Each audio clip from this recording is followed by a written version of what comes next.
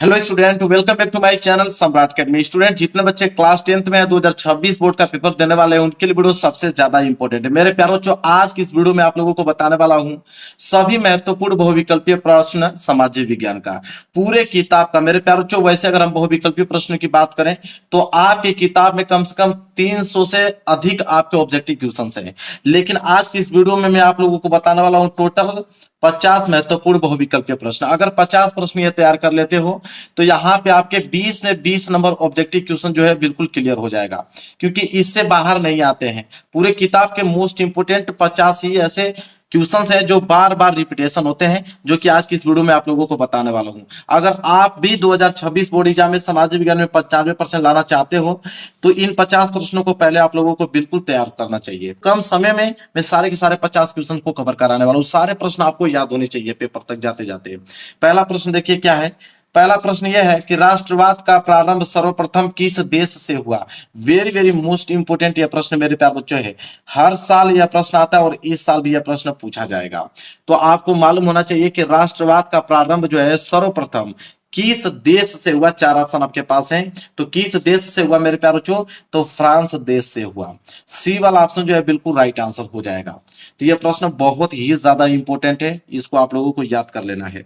इसके बाद अगर हम आगे बढ़े, क्वेश्चन नंबर दूसरे है। क्वेश्चन नंबर दूसरा यह है मेरे प्यारे बच्चों कि फ्रांस की क्रांति हुई, मतलब फ्रांस की क्रांति किस सन में हुआ था। ठीक है, चार ऑप्शन आपके पास हैं। अगर आपको आंसर मालूम है तो मुझसे पहले ही कमेंट करके आप बता दीजिए कि फ्रांस की क्रांति कब हुआ था, किस सन में हुआ था। तो 1789 ईस्वी में हुआ था। बी वाला ऑप्शन जो है बिल्कुल राइट आंसर हो जाएगा। क्वेश्चन नंबर दूसरे का बी वाला जो है बिल्कुल राइट आंसर है। इसके बाद आगे बढ़ते हैं क्वेश्चन नंबर तीसरे की तरफ। मेरे प्यारों, जो देखिए क्वेश्चन नंबर तीसरा क्या है। क्वेश्चन नंबर तीसरा very very most important question है कि भारत छोड़ो आंदोलन किसने प्रारंभ किया था। वेरी वेरी मोस्ट इंपोर्टेंट प्रश्न है मेरे प्यारे बच्चों कि भारत छोड़ो आंदोलन किसने प्रारंभ किया। चार ऑप्शन आपके पास हैं। यह प्रश्न इतने ज्यादा इंपोर्टेंट है, अगर आप आज की इस वीडियो से 50 प्रश्न अगर आप तैयार कर लेते हो तो 20 में 20 ऑब्जेक्टिव क्वेश्चन का जवाब आप बिल्कुल दे सकते हो। तो भारत छोड़ो आंदोलन किसने प्रारंभ किया था मेरे प्यारे बच्चों, इसका राइट आंसर हो जाएगा महात्मा गांधी। कौन? महात्मा गांधी। डी वाला ऑप्शन जो है बिल्कुल राइट आंसर हो जाएगा। आगे बढ़ते हैं क्वेश्चन नंबर चौथे की तरफ। देखिए क्वेश्चन नंबर 4 क्या है। क्वेश्चन नंबर 4 मेरे प्यारे बच्चों कि चौरी चौरा कांड किस वर्ष घटित हुआ। वेरी वेरी मोस्ट इंपोर्टेंट ये भी प्रश्न है, जल्दी से आप इसका आंसर बताइए कि चौरी चौरा कांड किस वर्ष घटित हुआ। तो इसका सही आंसर हो जाएगा मेरे पास, मैं ट्रिक भी बता देता हूं। देखिए चौरी चौरा, ठीक है, तो चौरी चौरा यही चीज बार बार रिपीटेशन हो रहा है, इसका मतलब लास्ट में दो आएगा, दो आएगा, क्योंकि ये भी वही अंक है, ये भी वही अंक है। तो इस तरह आप ट्रिक बना के याद कर सकते हो। ठीक है, तो सी वाला ऑप्शन जो है बिल्कुल राइट आंसर हो जाएगा। तो चौरी चौरा कांड किस वर्ष घटित हुआ, तो 1922 ईस्वी में। इस तरह आप जितना हो सके ट्रिक बना के अपने दिमाग में फिट कर लीजिए, क्योंकि ये प्रश्न आपके एग्जाम में आएंगे तो आएंगे। चलिए अगले प्रश्न की तरफ बढ़ते हैं, क्वेश्चन नंबर 5वें की तरफ। देखिए मेरे प्यार बच्चों क्वेश्चन नंबर 5वां क्या है। क्वेश्चन नंबर 5वां यहाँ पे है कि हिंद स्वराज पुस्तक के लेखक हैं। हिंद स्वराज पुस्तक के लेखक कौन है मेरे प्यार बच्चों। ये भी प्रश्न इतना ज्यादा इंपॉर्टेंट है कि हर साल आता है यह प्रश्न। तो हिंद स्वराज पुस्तक के लेखक कौन है, तो महात्मा गांधी। सी वाला ऑप्शन जो है बिल्कुल राइट आंसर हो जाएगा। हिंद स्वराज पुस्तक के लेखक महात्मा गांधी। आगे बढ़ते हैं क्वेश्चन नंबर 6 की तरफ। देखिए क्वेश्चन नंबर 6 क्या है कि करो या मरो का नारा किसका था। करो या मरो का नारा किसने दिया था मेरे प्यारे बच्चों। ये भी प्रश्न बहुत ज्यादा इंपॉर्टेंट है, तो इनका भी राइट आंसर हो जाएगा डी वाला, महात्मा गांधी। करो या मरो का नारा किसने दिया, महात्मा गांधी ने दिया था। आगे बढ़ते हैं अगले प्रश्न की तरफ, प्रश्न नंबर 7। देखिए प्रश्न नंबर 7 क्या है कि महात्मा गांधी दक्षिण अफ्रीका से वापस कब लौटे। ये प्रश्न वेरी वेरी मोस्ट इंपोर्टेंट है, डबल स्टार बना लीजिए। ठीक है, महात्मा गांधी दक्षिण अफ्रीका से वापस कब लौटे मेरे प्यारे, किस सन में लौटे, तो सन 1915 ईस्वी में। बी वाला ऑप्शन जो है बिल्कुल राइट आंसर हो जाएगा। आगे बढ़ते हैं अगले प्रश्न की तरफ। देखिए अगला प्रश्न है प्रश्न नंबर 8वां। प्रश्न नंबर 8वां क्या है मेरे प्यारे बच्चों, देखिए उसको कह रहा है कि वंदे मातरम गीत किसके द्वारा लिखा गया था। वेरी वेरी मोस्ट इंपोर्टेंट प्रश्न है कि वंदे मातरम गीत जो है किसके द्वारा लिखा गया था। बहुत ही ज्यादा इंपॉर्टेंट प्रश्न है, तो इसका राइट आंसर हो जाएगा बंकिम चंद्र चट्टोपाध्याय द्वारा। ठीक है, बंकिम चंद्र चट्टोपाध्याय द्वारा। ए वाला ऑप्शन जो है बिल्कुल राइट आंसर हो जाएगा। वंदे मातरम गीत किसके द्वारा लिखा गया, बंकिम चंद्र चट्टोपाध्याय द्वारा। आगे बढ़ते हैं अगले प्रश्न की तरफ, प्रश्न नंबर 9। देखिए प्रश्न नंबर 9 क्या है कि 13 अप्रैल 1919 किस घटना से संबंधित है? तो 13 अप्रैल सन 1919 किस घटना से संबंधित है मेरे प्यारे बच्चों? जल्दी से कमेंट बॉक्स में इसका आंसर बताइए। 4 ऑप्शन आपके पास दिखाई दे रहे हैं। तो जलियांवाला बाग हत्याकांड, वेरी वेरी मोस्ट इंपोर्टेंट यह प्रश्न सबको याद होना चाहिए कि 13 अप्रैल 1919 किस घटना से संबंधित है? तो जलियांवाला बाग हत्याकांड से। चलिए आगे बढ़ते हैं क्वेश्चन नंबर 10वें की तरफ। देखिए मेरे प्यार, जो अगला प्रश्न है क्वेश्चन नंबर 10वां। क्वेश्चन नंबर 10वां है कि महामंदी का प्रारंभ किस वर्ष हुआ? तो महामंदी का प्रारंभ किस वर्ष हुआ मेरे प्यार बच्चों? सन 1929। सी वाला ऑप्शन जो है बिल्कुल राइट आंसर हो जाएगा, सन 1929। आगे बढ़ते हैं, अगला प्रश्न देखिए, प्रश्न नंबर 11 क्या है? संयुक्त राष्ट्र संघ का मुख्यालय कहां पर स्थित है? वेरी वेरी मोस्ट इंपोर्टेंट ये भी प्रश्न है। संयुक्त राष्ट्र संघ का मुख्यालय जो है कहां पर स्थित है? तो वह है आपका न्यूयॉर्क में। सी वाला ऑप्शन जो है वेरी वेरी मोस्ट इंपोर्टेंट एक क्वेश्चन है, सी वाला जो है इसका राइट आंसर हो जाएगा। संयुक्त राष्ट्र संघ का मुख्यालय कहां पर स्थित है? न्यूयॉर्क में। आगे बढ़ते हैं क्वेश्चन नंबर 12 देखिए। क्वेश्चन नंबर 12 है कि संयुक्त राष्ट्र संघ की स्थापना कब हुई? अभी हमने क्या देखा कि संयुक्त राष्ट्र संघ का मुख्यालय कहां पर स्थित है। अब हम देख रहे हैं कि संयुक्त राष्ट्र संघ की स्थापना किस सन में हुआ मेरे प्यारे बच्चों? तो सन 1945 में। दोनों प्रश्न आपको याद होना चाहिए, ठीक है। चलिए आगे बढ़ते हैं, अगला प्रश्न देखिए, प्रश्न नंबर 13। प्रश्न नंबर 13वां प्रश्न मेरे प्यारे बच्चों यह है देखिए कि प्रथम विश्व युद्ध प्रारंभ हुआ। प्रथम विश्व युद्ध जो हुआ मेरे प्यार, किस सन में प्रारंभ हुआ था? तो सन 1914 ईस्वी में। यहाँ पे ए वाला ऑप्शन जो है बिल्कुल राइट आंसर हो जाएगा। आगे बढ़ेंगे, अगला प्रश्न देखिए, प्रश्न नंबर यहाँ पे 14 है कि भूमि एक डॉट डॉट डॉट संसाधन है। मतलब बताना है कि इसमें क्या भरा जाएगा, मतलब भूमि एक कैसा संसाधन है। तो भूमि जो है मेरे प्यार बच्चों एक प्राकृतिक संसाधन है, इसलिए ए वाला जो है बिल्कुल राइट आंसर हो जाएगा। आगे बढ़ते हैं, अगला प्रश्न के प्रश्न नंबर 15 कह रहा है कि निम्नलिखित में से मिट्टी का प्रकार नहीं है। मतलब 4 ऑप्शन दिया गया है, इसमें बताना है कि कौन मिट्टी का प्रकार नहीं है। तो मिट्टी का प्रकार अगर हम बात करें तो सीमेंट जो है मिट्टी का प्रकार नहीं है। अन्यथा आप जानते हैं कि काली मिट्टी होता है, लेटराइट मिट्टी भी होता है, पीली मिट्टी भी होती है। सीमेंट जो है मिट्टी का प्रकार नहीं है, इसलिए डी वाला ऑप्शन जो है बिल्कुल राइट आंसर हो जाएगा। चलिए आगे बढ़ते हैं क्वेश्चन नंबर 16 की तरफ। चलिए अगला प्रश्न देखिए, प्रश्न नंबर 16 क्या है? प्रश्न नंबर 16 मेरे प्यारे बच्चों कि निम्नलिखित में से किस राज्य में काली मिट्टी पाई जाती है? आपको बताना है कि किस राज्य में जो है काली मिट्टी पाई जाती है। 4 ऑप्शन आपके पास है। तो काली मिट्टी की अगर हम बात करें तो गुजरात में। गुजरात में काली मिट्टी पाई जाती है। बी वाला ऑप्शन जो है बिल्कुल राइट आंसर हो जाएगा। आगे बढ़ते हैं, अगला प्रश्न देखिए, प्रश्न नंबर 17वां। प्रश्न नंबर 17 क्या है मेरे प्यारे बच्चों? बोला कि पर्वतों पर मृदा अपर्दन का साधन है। पर्वतों पर मृदा अपर्दन का साधन है मेरे प्यारे बच्चों, इसका राइट आंसर हो जाएगा हिमनद। क्या हो जाएगा? हिमनद। बी वाला जो है बिल्कुल राइट आंसर हो जाएगा। इसी के साथ आगे बढ़ेंगे प्रश्न नंबर 18 की तरफ। देखिए प्रश्न नंबर 18 क्या है? वेरी वेरी मोस्ट इंपोर्टेंट प्रश्न नंबर 18 कि पंजाब में भूमि निम्नीकरण का मुख्य कारण क्या है? तो पंजाब में भूमि निम्नीकरण का मुख्य कारण क्या है मेरे प्यारे बच्चों? बहुत ही ज्यादा इंपॉर्टेंट है। तो इसका मुख्य कारण है अधिक सिंचाई। सी वाला ऑप्शन जो है बिल्कुल राइट आंसर हो जाएगा। इसी के साथ आगे बढ़ते हैं, अगला प्रश्न नंबर 19 है कि निम्नलिखित में से कौन सा नवीकरण योग्य संसाधन नहीं है? बताना इसमें से कि नवीकरण योग्य संसाधन इन चारों ऑप्शन में से कौन नहीं है। तो अगर हम बात करें जीवाश्म ईंधन, जीवाश्म ईंधन जो है मेरे प्यारे बच्चों नवीकरण योग्य संसाधन नहीं है। सी वाला जो है बिल्कुल राइट आंसर हो जाएगा। आगे बात करते हैं प्रश्न नंबर 20वें की तरफ।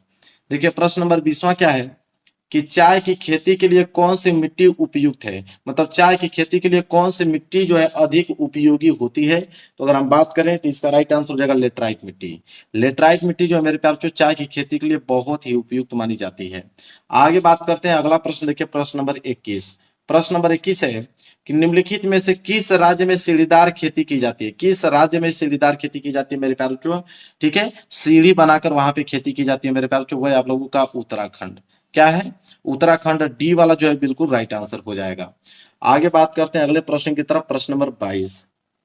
देखिए अगला प्रश्न है प्रश्न नंबर 22वां क्या मेरे प्यारे बच्चों कि निम्न में से कौन सा एक व्यक्तिगत संसाधन नहीं है? बताना कि इन चारों ऑप्शन में से कौन जो है व्यक्तिगत संसाधन नहीं है। तो वह है आप लोगों का खनिज संसाधन। खनिज संसाधन जो है वो व्यक्तिगत संसाधन नहीं है। डी वाला ऑप्शन जो है बिल्कुल राइट आंसर हो जाएगा। इसी के साथ देखिए प्रश्न नंबर 23 क्या है कि निम्न में से कौन सा संसाधन पुनः चक्रीय है? बताना कि पुनः चक्रीय संसाधन कौन इन चारों ऑप्शन में से? तो वह है आप लोगों का लोहा। ठीक है, क्या है मेरे प्यारे बच्चों? लोहा जो है पुनः चक्रीय संसाधन है। ए वाला ऑप्शन जो है बिल्कुल राइट आंसर हो जाएगा। आगे बात करते हैं प्रश्न नंबर 24। प्रश्न नंबर 24 है कि निम्नलिखित में से कौन सा एक संभावित संसाधन है? बताना कि संभावित संसाधन इन चारों ऑप्शन में से कौन है? तो संभावित संसाधन की अगर हम बात करें तो वह है आपका पवन ऊर्जा। सी वाला ऑप्शन जो है बिल्कुल राइट आंसर हो जाएगा, पवन ऊर्जा। आगे बात करते हैं अगला प्रश्न, प्रश्न नंबर 25 कि चिपको आंदोलन संबंधित है, मतलब चिपको आंदोलन किसके लिए चलाया गया था? तो चिपको आंदोलन की अगर हम बात करें तो वन संरक्षण के लिए, मतलब पेड़ पौधों की रक्षा के लिए यह संसाधन चलाया गया था। लोग पेड़ों को चिपक कर उनकी रक्षा करते थे। तो बी वाला ऑप्शन जो है बिल्कुल राइट आंसर हो जाएगा। इसके बाद अगला प्रश्न है 26, क्या है कि सुंदरवन राष्ट्रीय पार्क किस राज्य में स्थित है? तो सुंदरवन राष्ट्रीय पार्क जो है वह किस राज्य में स्थित है? वह है आपका पश्चिम बंगाल, पश्चिम बंगाल में स्थित है। सी वाला ऑप्शन जो है बिल्कुल राइट आंसर हो जाएगा। इसी के साथ आगे बढ़ते हैं प्रश्न नंबर 27, कह रहा है कि विश्व में सर्वाधिक वर्षा किस स्थान पर होती है? मतलब कि विश्व की बात कर रहा है कि विश्व में सबसे ज्यादा जो है बारिश जो है, वर्षा जो है वह कहाँ पे होती है पूरे संसार में? तो वह आप लोगों का मासिनराम में। कहाँ पे मेरे प्यार, मासिनराम। ए वाला ऑप्शन जो है बिल्कुल राइट आंसर हो जाएगा, मतलब मासिनराम में सबसे ज्यादा वर्षा होती है। आगे बात करते हैं प्रश्न नंबर 28। देखिए मेरे प्यार, जो अगला प्रश्न है प्रश्न नंबर 28, क्या है? कह रहा है कि टिहरी बांध परियोजना किस राज्य में स्थित है? वेरी वेरी मोस्ट इंपोर्टेंट मेरे प्यार, अगर आपको आंसर मालूम है तो जल्दी से आप कमेंट करके बताएं, बहुत इंपॉर्टेंट है। टिहरी बांध परियोजना किस राज्य में स्थित है? तो वह आपका उत्तराखंड, उत्तराखंड राज्य में स्थित है, इसलिए सी वाला ऑप्शन जो है बिल्कुल राइट आंसर हो जाएगा। आगे बढ़ते हैं, अगला प्रश्न है प्रश्न नंबर 29, कह रहा है कि सलाल बांध किस नदी पर बना है? सलाल बांध जो है किस नदी पर बना हुआ है मेरे प्यारों बच्चों? वह इसका राइट आंसर होगा चीनाब नदी पर। किस नदी पर बना हुआ है? चीनाब नदी पे। सारे प्रश्न आपको याद होना चाहिए, इससे बाहर प्रश्न आपके समाज विज्ञान में नहीं पूछा जाएगा ऑब्जेक्टिव में। इसके बाद अगला प्रश्न है 30वां कि इनमें से कौन सी रबी फसल है? रबी की फसल इन चारों ऑप्शनों में से कौन है मेरे प्यार? तो बिल्कुल आसान है, तो आप कहोगे चना। चना में भी कौन सा? काला चना। ठीक है, काला चना जो है मेरे प्यारों जो रबी की फसल है। सी वाला ऑप्शन जो है बिल्कुल राइट आंसर हो जाएगा। इसके बाद है प्रश्न नंबर 31 कि इनमें से कौन सी एक फलीदार फसल है? बताना है कि फलीदार फसल इन चारों ऑप्शनों में से कौन है। Very very most important. सबको मालूम है कि दालें, दालें जो है फलीदार फसल के अंतर्गत आती हैं, इसलिए ए वाला ऑप्शन जो है बिल्कुल राइट आंसर हो जाएगा। अगला प्रश्न है प्रश्न नंबर 32, कह रहा है कि निम्नलिखित में से कौन सी एक रेशेदार फसल है? अब यहाँ पे देखिए रबी की फसल, फलीदार फसल, आ गया पर रेशेदार फसल। यहां से प्रश्न आपके बनना अनिवार्य बिल्कुल बनेगा। तो रेशेदार फसल कौन से मेरे पास? जूट, क्योंकि आपको मालूम है जूट में बहुत सारे रेशे होते हैं। ये वाला ऑप्शन जो है बिल्कुल राइट आंसर हो जाएगा। आगे है अगला प्रश्न 33 मेरे प्यारे बच्चों कि निम्न में से कौन सी रोपड़ फसल है? रोपड़ की फसल इन चारों ऑप्शन में से कौन है? सबको मालूम है गन्ना। गन्ना जो है रोपड़ फसल के अंतर्गत आता है। सी वाला ऑप्शन जो है बिल्कुल राइट आंसर हो जाएगा। चलिए अगले प्रश्न की तरफ बढ़ते हैं, प्रश्न नंबर 34। देखिए अगला प्रश्न क्या है मेरे प्यार, प्रश्न नंबर 34 बहुत ही ज्यादा इंपॉर्टेंट है। यह प्रश्न है कि झरिया प्रसिद्ध है। वेरी वेरी मोस्ट इंपॉर्टेंट है मेरे प्यार। मैंने कहा ना कि 50 अगर महत्वपूर्ण प्रश्न बता रहा हूं, अगर वो आपको तैयार है तो 20 में 20 ऑब्जेक्टिव करके आओगे, वादा है मेरा। तो झरिया प्रसिद्ध किसके लिए मेरे प्यार? तो कोयले के लिए, कोयले के लिए प्रसिद्ध है मेरे प्यार बच्चों। बी वाला ऑप्शन जो है बिल्कुल राइट आंसर हो जाएगा। अगला प्रश्न है 35, निम्नलिखित में से कौन सा परंपरागत ऊर्जा स्रोत है? मतलब परंपरागत ऊर्जा का स्रोत इन चारों ऑप्शनों में से कौन है मेरे प्यार? ये प्रश्न पूछा है। तो परंपरागत ऊर्जा का स्रोत कौन है? वह है आपका सौर ऊर्जा। कौन? सौर ऊर्जा। सी वाला ऑप्शन जो है बिल्कुल राइट आंसर हो जाएगा। आगे बढ़ते हैं प्रश्न नंबर 36। देखिए कि भारत में पवन ऊर्जा का विशाल केंद्र कहाँ स्थित है? तो भारत में पवन ऊर्जा का जो विशाल केंद्र जो मेरे प्यार बच्चों वो कहाँ पर स्थित है? वह मेरे प्यार बच्चों तमिलनाडु में। कहाँ पे? तमिलनाडु। बी वाला ऑप्शन जो है बिल्कुल राइट आंसर हो जाएगा, तमिलनाडु में स्थित है। इसके बाद है 37 कि मुंबई हाई प्रसिद्ध है। मतलब मुंबई हाई प्रसिद्ध किसके लिए मेरे प्यार बच्चों? तो मुंबई हाई प्रसिद्ध है तेल शोधक कारखानों, मतलब पेट्रोलियम के लिए। ठीक है, पेट्रोलियम के लिए प्रसिद्ध है मुंबई हाई। इसके बाद आगे बढ़ते हैं, अगला प्रश्न है 38। यह प्रश्न कह रहा है कि निम्नलिखित में से कौन सा ऊर्जा का गैर परंपरागत स्रोत है? तो ऊर्जा का गैर परंपरागत स्रोत इन चारों ऑप्शन में से कौन है? तो वह है आपका कोयला। बी वाला ऑप्शन जो है बिल्कुल राइट आंसर हो जाएगा। चलिए आगे बढ़ते हैं अगले प्रश्न की तरफ, प्रश्न नंबर 39। चलिए अगला प्रश्न देखिए मेरे प्यार, अगला प्रश्न क्या है? अगला प्रश्न 39 कि एंथ्रेसाइट का संबंध किस खनिज से है? तो एंथ्रेसाइट का संबंध जो है किस खनिज से है मेरे प्यार बच्चों? तो वह आपका कोयला से। किससे है? कोयला से। डी वाला ऑप्शन जो है बिल्कुल राइट आंसर हो जाएगा। इसके बाद 40वां प्रश्न देखिए क्या कह रहा है? कोरबा प्रसिद्ध है। मतलब कोरबा जो है किसके लिए प्रसिद्ध है? तो कोयले के लिए प्रसिद्ध है। कोरबा किसके लिए प्रसिद्ध है? कोयला। देखिए को से कोरबा, को से कोयला, इस तरह आप इसका ट्रिक बना सकते हो। अगला प्रश्न है प्रश्न नंबर 41, क्या है कि श्रीलंका में निम्नलिखित में से कौन सा बहुसंख्यक वर्ग है? तो श्रीलंका में निम्नलिखित में से कौन सा बहुसंख्यक वर्ग है? मेरे पास जो 4 ऑप्शन आपके पास दिए गए हैं वह आपका सिन्हली। भूलिएगा मत, बहुत सारे बच्चे इस क्वेश्चन को भूल जाते हैं, बार बार ये प्रश्न एग्जाम में आता है। तो श्रीलंका में निम्नलिखित में से कौन सा बहुसंख्यक वर्ग है? वह है आपका सिन्हली। इसके बाद है आपका अगला प्रश्न 42 कि भारत के संविधान की 8वीं अनुसूची में कुल भाषाएं कितनी है? ठीक है, तो भारत के संविधान की 8वीं अनुसूची की अगर हम बात करें तो इसमें कुल कितने भाषाएं हैं मेरे प्यारे बच्चों? 22 भाषाएं हैं, 22। बी वाला ऑप्शन जो है बिल्कुल राइट आंसर हो जाएगा। प्रश्न बहुत ज्यादा इंपॉर्टेंट है। इसके बाद है अगला 43वां प्रश्न क्या है कि भारत में पंचायती राज की स्थापना हुई थी। तो भारत में पंचायती राज की स्थापना किस सन में हुआ था मेरे प्यारे बच्चों? सन 1992 में हुआ था। सी वाला ऑप्शन जो है बिल्कुल राइट आंसर हो जाएगा। अगला प्रश्न देखते हैं। अगला प्रश्न है 44 कि भारत में कुल कितने संघीय राज्य हैं? यह भी प्रश्न बहुत ज्यादा इंपॉर्टेंट है, सारे बच्चों को मालूम भी होगा कि भारत में कुल कितने संघीय राज्य हैं। तो आप कहोगे 28। कितने हैं? 28 हैं। बी वाला जो है बिल्कुल राइट आंसर हो जाएगा। चलिए अगले प्रश्न की तरफ बढ़ते हैं, प्रश्न नंबर 45। चलिए अगला प्रश्न देखिए मेरे प्यार, 45वां प्रश्न क्या है कि भारत में केंद्र शासित राज्यों की संख्या कितनी? यह भी प्रश्न बहुत ज्यादा इंपॉर्टेंट है। तो भारत में केंद्र शासित राज्यों की कितनी संख्या है? तो वह है आपके 8। कितने हैं? 8। डी वाला ऑप्शन जो है बिल्कुल राइट आंसर हो जाएगा। इसके बाद है अगला प्रश्न 46 कि यदि हम लैंगिक भेदभाव की बात करते हैं तो उसका अर्थ होता है। कहने का मतलब कि यदि हम लैंगिक भेदभाव की बात करें तो उसका अर्थ क्या होता है? उसका अर्थ यह होता है कि समाज में स्त्री और पुरुष की असमान भूमिका। ए वाला ऑप्शन जो है बिल्कुल राइट आंसर हो जाएगा। आगे बढ़ते हैं। अगला प्रश्न है प्रश्न नंबर 47 कि भारतीय राष्ट्रीय कांग्रेस की स्थापना किस वर्ष में हुई? तो भारतीय राष्ट्रीय कांग्रेस की स्थापना किस सन में हुआ मेरे प्यारे बच्चों? बहुत ज्यादा इंपॉर्टेंट है, सन 1885 में। ए वाला ऑप्शन जो है बिल्कुल राइट आंसर हो जाएगा। अगले क्वेश्चन की तरफ बढ़ते हैं। देखिए अगला क्वेश्चन क्या है 48 कह रहा है कि भारत में मताधिकार की आयु क्या है? मतलब आप कितने वर्ष के रहेंगे भारत में तो आप वोट दे सकते हैं, मत दे सकते हैं। तो इसका सही जवाब होगा 18 वर्ष। अगर आपका एज 18 वर्ष हो गया है तो आप बिल्कुल मत दे सकते हैं।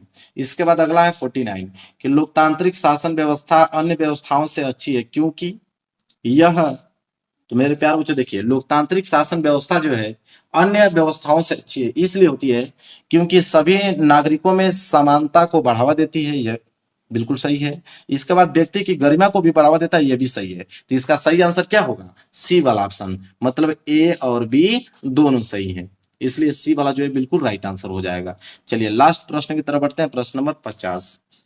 देखिए लास्ट प्रश्न है 50वां प्रश्न है कि निम्नलिखित में से किस एक देश को छोड़कर हर जगह तानाशाही पर लोकतंत्र को प्राथमिकता दी जाती है? तो मेरे प्यारे बच्चों कह रहा है कि किस देश को छोड़कर हर जगह तानाशाही पर लोकतंत्र को प्राथमिकता दी जाती है? तो किस देश को छोड़कर? वो देश है आपका पाकिस्तान। बी वाला ऑप्शन जो है बिल्कुल राइट आंसर हो जाएगा। अब मेरे प्यारे बच्चों आज की इस वीडियो में मैंने आप लोगों को 50 मोस्ट इंपोर्टेंट ऑब्जेक्टिव क्वेश्चन बताया। अब इसको किसी कीमत पे आप लोग तैयार कर लीजिए। आप लोगों का 20 में 20 ऑब्जेक्टिव क्वेश्चन जो है बिल्कुल आज से ही आप लोगों का क्लियर हो जाएगा, क्योंकि पूरे किताब का मैं 50 ही आप लोगों को मोस्ट इंपोर्टेंट क्वेश्चन बता रहा हूँ। ठीक है, इससे बाहर आपके एग्जाम में नहीं पूछा जाएगा। तो इसलिए कह रहा हूं कि वीडियो को लाइक कर दीजिए, चैनल पर नए होंगे तो चैनल को जरूर सब्सक्राइब करना। चलिए मिलेंगे नेक्स्ट वीडियो में, तब तक के लिए धन्यवाद।